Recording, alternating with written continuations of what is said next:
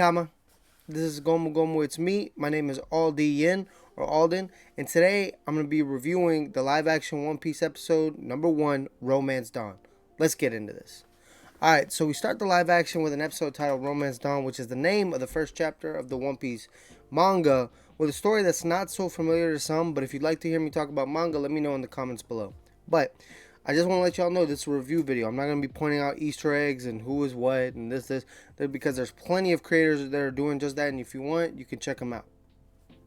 The special effects and CGI in the whole series are just crazy. Like, they really did their thing. Like, I heard their budget was, I think, like 18 million per episode, so it's hard to put into words just how good it is, but the CGI and the special effects are just crazy. Now the narrator, Ian McShane, he's pure class. He's an amazing actor and has a voice of a narrator, so it was just a great choice, like some of the choices that they made for the rest of the crew. So it just made sense that he would be the guy. So the episode starts by passing by a map and turning into Logtown and seeing ships in the water, pirates and marine. Now this was 22 years ago, so we're seeing Gold D. Roger, because his name is Gold, not Gold, walking in shackles, and Garp's giving a speech about why not to be a pirate and blah, blah, blah, blah, blah. So Goldie Roger is facing, death just as cool as he did, in the live action as he did in the anime.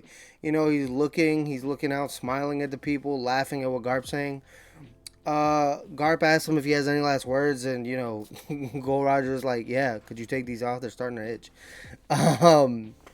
And, this series wouldn't be what it is today if we didn't have the unnamed spectator who asks, Roger, where is your treasure? Wealth, fame, power. I found everything this world has to offer. Free yourselves, take to the seas. My treasure is yours to find. The crowd erupts. Bam! He gets cut down. Logtown becomes a mess. Marines, pirates, citizens, everybody just scrambling. There's a lot of familiar faces in the crowd, but again, I'm not here to explain that to you. Just when you go through that, if you want, pause. You'll see a whole bunch of faces that we can kind of already tell who's going to be what. So Roger dies laughing, looking over what he just started. The intro to the live action is so good. If you hadn't watched the movie, you'd already be hooked. If you just saw this as a regular thing and was like, oh yeah, let me check this One Piece thing out. If you saw that, you'd already be hooked. So we leave Logtown to the East Blue present day with Luffy. His boat is taking on water, and he's trying to clear it out while simultaneously giving a deposition of who he is to a seagull, right? Like, I thought they were going to try to do a thing where some sitcoms do it, where like the actors talk to the camera and say, yeah, but he was talking to a seagull, which I thought was a pretty good throw off. So, he's sitting here giving the deposition, and then we get the first pirate, King of Pirates shout in the live action, and we get the plan for his crew of 10 crewmates. For anime watchers, this scene is funny because it basically is Luffy asking everyone and everything to join his crew. He looks at the seagull, he says, so, are you going to join me?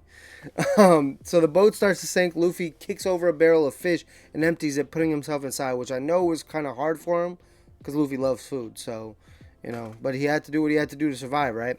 So the barrel's drifting off into sea, and Luffy, you hear him falling asleep. And who does the barrel get spotted by? Alvida's crew. The sets of the ships are amazing, but Alvida's might be early lead of the best one, because the attention to detail with the hearts, the pink, just everything they put into the set is just amazing. I mean, for somebody that was, she was integral, but like we don't really get to see too much of her until whatever. I was about to get into the anime, but just know that the set is incredible. So the fight scene is kind of brutal, more so than I thought it'd be, and Alvida is looking for Zoro. We get the first Kobe sighting. He's cleaning and being a chore boy to Alvida after first off, I don't even know if she unalived the guy. So he's just cleaning up a big spot of blood. This scene was something I wasn't expecting to see in a live action episode of One Piece, especially so early, but hey, I'm glad we got it. But night falls and Luffy is still in the barrel. We see Kobe cleaning Alvida's weapon. Luffy gets out of the barrel and scares Kobe, but quickly calms him down and immediately starts looking for food. Like literally going, hey, calm down. Where's the food at? Then we get a flashback to Luffy in Windmill Village 10 years ago, meeting with Shanks and his crew. We see Shanks paying extra close attention to a small treasure box saying, you better not drop that and stuff like that. So, I mean, we're kind of getting, whenever, like, studios do this, we know what's happening. Like, even if you've never seen One Piece, you don't know what a gum gum, you don't know what anything is. If you hear one of the characters say, hey, watch out for that. Hey, do this, do this. It's like a specific thing. It's going to be important. So Luffy's begging to join the Red Hair Pirates. Shanks tell him he's not ready.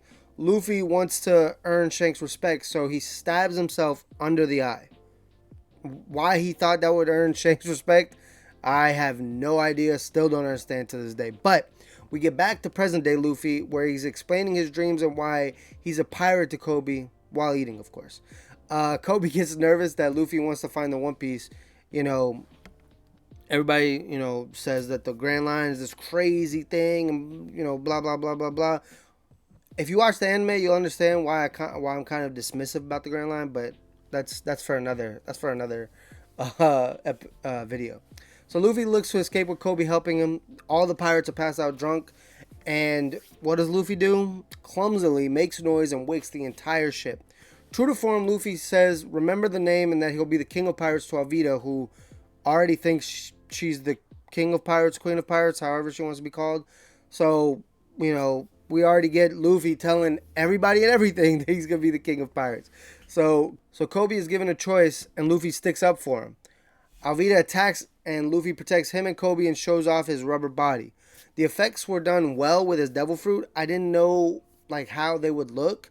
Because I've seen some CGI, not necessarily One Piece, but I've seen some CGI live actions that is just maybe we should have waited a couple years till the effects were good enough, but whatever.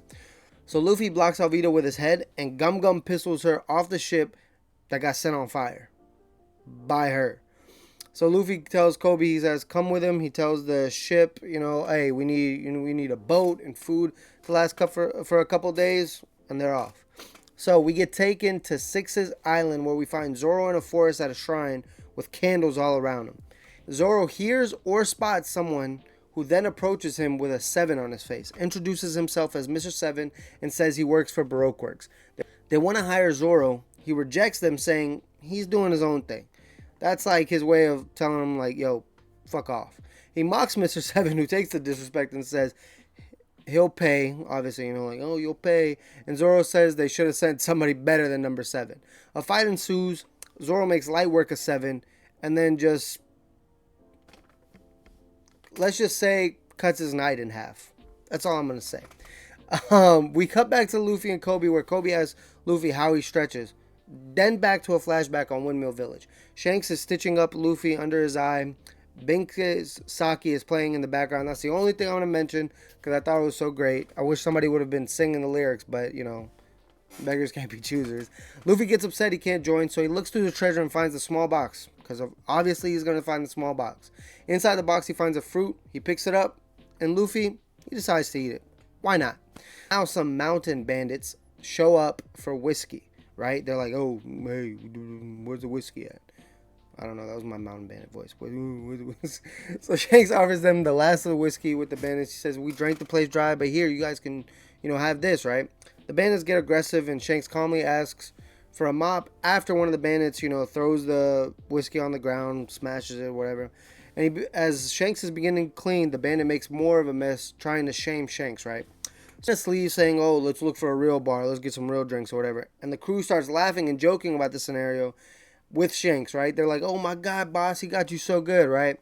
So Luffy gets mad, and Shanks explains his logic to him, saying, hey, he just spilled some whiskey on me, it's no big deal. So Luffy's about to, storm off, like the kids do. And Shanks grabs Luffy's arm and finds out he ate a devil fruit, because his arm is not supposed to stretch like that. So we cut back to Luffy and Kobe, who are talking and figuring out what to do next in the background. We see Alvida's ship burning, straight fire. So Kobe tells Luffy about his desire to be a Marine. Luffy said because he shared a meal with Kobe, he'll help him out. Because the way to get onto Luffy's good side is just feed him. Just have a way to feed him, right? So Luffy says that he's stealthy, right? And the ship explodes right when they say, I'm so glad they did this, because, But The reason I say that is because Luffy says they're gonna break into a marine base, find a map, and he'll be able to go on the Grand Line to the Grand Line, and that's when he says, "Oh, I'm stealthy. Don't worry about it." And the ship right behind him explodes. It's the funniest thing. So we cut to another part of the East Blue. We find Nami passed out, drifting in the water with a ship approaching her.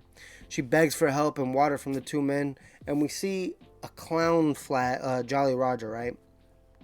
We wonder who they belong to. See a treasure chest and immediately go for it, but find nothing. Nami has snuck off and stolen their ship, plotting her next course. Now we make it to Shellstown, a marine base, right? So Kobe and Luffy see a big portrait of Axeham Morgan. Plenty of Easter eggs at the wall of bounties, by the way. You see a couple of faces, some that are later in the series, some that are, pretty close up. So just pause at that like couple of seconds and you'll see a whole bunch of people. So Luffy goes to look for food. What's new? We see Zoro walk into a bar dragging a bag with a certain hairstyle sticking out. Like, just, I understand he has to collect the bounty, but just the way this is done is just, I did not expect this from the live action. I promise you I didn't. So Nami gets approached by a Marine. Nami's in the same bar for whatever reason. And then decides to approach a Marine on her own, obviously with a plan. So the Marine that approaches her, she says, "Oh, too tall." And then she sees like a pudgier, shorter looking dude walking away. So walking past her, and so she goes, "Oh, that's my guy. That's my mark, right?" So Rika, the daughter of the bar owner, offers Zoro rice balls, but then is called by her mom, and she runs into Helmeppo, who doesn't take well to her and humiliates and embarrasses her, right? So Zoro doesn't appreciate it. He picks up the food, he eats it, and then tells Helmeppo to eat a rice ball and apologize. Helmeppo asks, the typical, "Do you know who I am? Do you know who my father is?" Zoro calls him a shithead Marine with a bad haircut. So, Helmeppo pulls his sword out. Zoro says, "Don't." Then they try to fight. Zoro makes light work of him, and other Marines try to come and help, but Zoro beats all of them without lifting his sword. Nami knocks out the guy who she's trying to deceive. Luffy admires Zoro for his heart, fighting ability, and the fact that he stuck up for somebody that was, smaller and weaker than him. So now we cut to Morgan sharpening his axe. Morgan, by the way, was cast well. I like the guy. Like, obviously, if you see Morgan in the anime and he's like huge, but obviously there's not too many people like that walking around that can act. So I digress. So he praises Zoro, right? So they've brought Zoro in. Zoro wants to get paid. So he praises Zoro, but then when Zoro says he just wants his money, Morgan says the penalty for hitting a Marine is 7 days in the yard, no food or water, right? So, Helmeppo is sitting there saying, talking shit to Zoro, and we see a relationship between Helmeppo and his father when his dad strikes him down for trying to yell, like, "Yo, you need to take care of him," that whatever. Morgan says Zoro needs to be a Marine. Zoro basically takes Morgan's offer and tells him to shove it. So Morgan blackmails Zoro, and Zoro says, "Fine, I'll take the punishment." So we cut back to Kobe and Luffy are talking about the fight, and Kobe sees a bad side of the Marines he didn't expect to see. He says, they should have been protecting that little girl, not sitting there trying to, cause like problems and stuff. So Luffy plans with Kobe about stealing the map to the Grand Line. And then we cut back to, Helmeppo and Zoro. So Helmeppo tries to mess with Zoro in the yard using his sword in front of him. And, Zoro says, "Don't get too comfortable. Once I'm out, it's going to be a fucking problem." Helmeppo explains to Zoro that there was no deal. He'll die in the yard. So, yeah. I don't know why Zoro would have thought there was a deal, but it is what it is. So we cut to Nami, who sneaks into the Marine base with the guard's uniform that she stole. I guess she needed somebody around her size, so that way the clothes could fit well. We cut back to Zoro in the yard, and Luffy breaking into the base. Luffy tells Zoro in a few words he admires him, and they introduce themselves to each other. Luffy, of course, asks Zoro to join his crew. As well, Luffy asks Zoro if all he wants to do is get... I don't know, I can't talk today. Luffy also asks Zoro if all he wants is to chase and get rid of pirates. Is this all you want for yourself? Then Zoro talks about a promise from long ago being the world's greatest swordman. Luffy unties Zoro, even though Zoro says he won't join his crew. Luffy says, "That's fine. I don't care. I just don't want you to be out here. You don't deserve to be out here." So Zoro looks perplexed at Luffy. He's like, why is this guy the way he is? Like, why he's different than other people, right? So that's some good Like the way they did the Zoro Luffy relationship in the live action was done really well, and I'm glad they did it like that. We cut back to Nami looking through what looks to be like and ends up being maps. She gets caught, however, and lies her way out of it. And guess who shows up? The guy she robbed. She springs in action and beats both of the Marines who are, like coming after her, right? So Luffy tumbles into the map room. He doesn't stealthily get in. He tumbles, and then he stumbles across Nami. They get into a dispute about the map that can lead them to the Grand Line. She's saying it's hers, he's saying it's his. They decide, Luffy walks away, looking for the map, and she decides to follow him. They look for the captain's room, walking through the hallway of HQ, and stumble into Axeham Morgan. Right? So, before we get into that, though, we cut to Helmeppo doing his best Patrick Bateman meets Buffalo Bill impression. Don't look that up. Zoro comes in after he's been untied and handles Helmeppo, right? We don't even know what happened. It's a whole bunch of cutting away because right now we're introducing so many people, right? So now we cut back to, Nami, Luffy, and Axeham Morgan. Nami is lying through her teeth to Morgan. She's very good at it, even though she gives out her real first name, which I don't know how first names really work in, One Piece. Like, I don't know if there's like a database where you can look it up and be like, Nami, and then find out. But whatever, right? I just think that was kind of stupid. Like, she sits there, says she's from another headquarters. She says this, she says that, but then she says her name is Nami. I don't know. So Morgan is kind of dumb because Luffy doesn't even act or look like a prisoner. His hands aren't tied up or chained or whatever, cuffed. And he's like sitting there like patting her on the back saying, yeah, she's the best of the worst. Like, just Axeham Morgan is not the sharpest tool in the shed, but I digress. So Axeham Morgan walks away saying, good job, I expect big things. And then, Luffy sees that Nami has stolen the keys off of Axeham, which I don't know how she did. I guess being a great thief outranks being a captain in the Marines. Who knew? Luffy asks Nami to join his crew, and she explicitly says she will never join a pirate crew. We'll get more into that later in another review, right? So they get to the office and Nami starts to look for the map, right? They're like, where could this be? It's not in his desk. It's not in that. So Nami starts to open up a bit and says she became a thief out of necessity, which, in certain times, in certain circumstances, people can understand. So they finally found the safe. It's in the floor. The alarm sounds as Luffy and Nami try to open the safe containing the map. Luffy pulls the safe out of the ground and throws him and Nami and it out of the building, right? I guess being a Gum Gum man makes you, strong enough to pull shit out of the ground, I guess.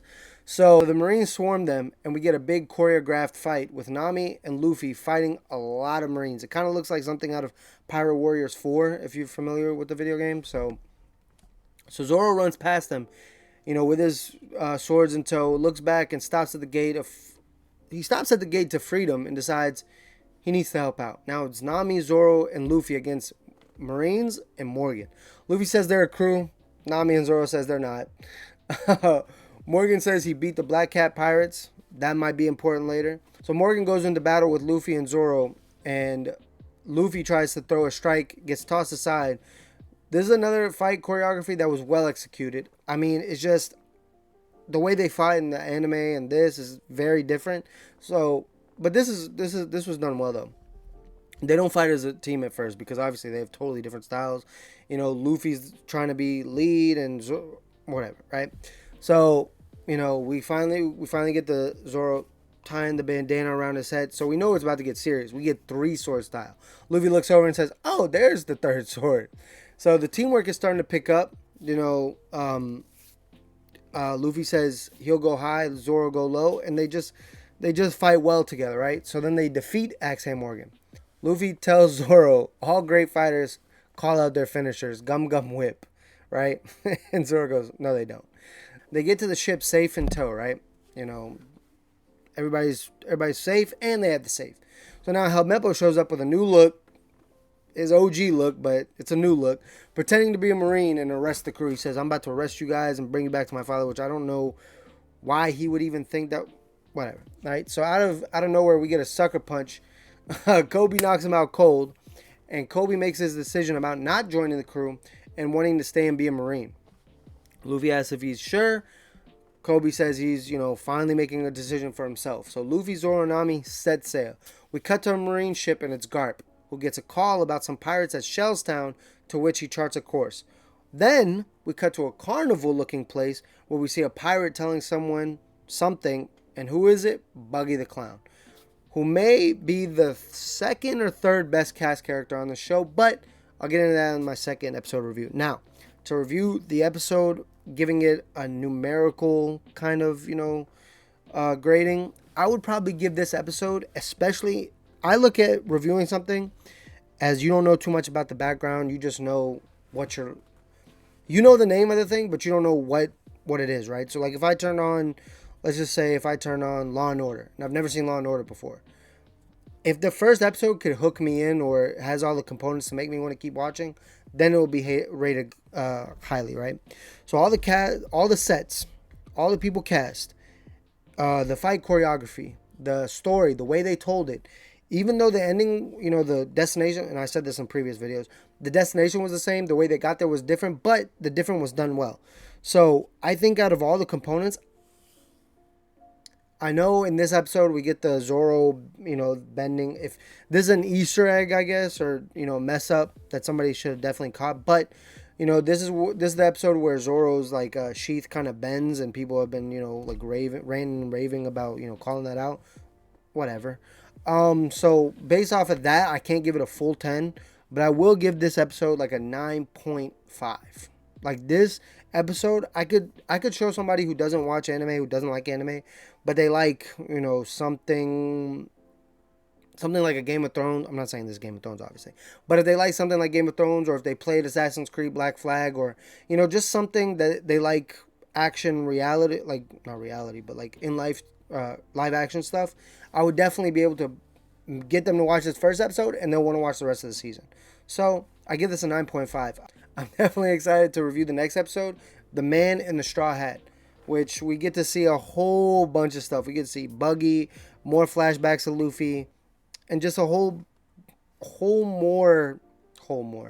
lot of story progression and things getting told. So if you like this video, please like, share, and subscribe. Be safe and well in your travels, and just remember, I will be the king of YouTube. Peace.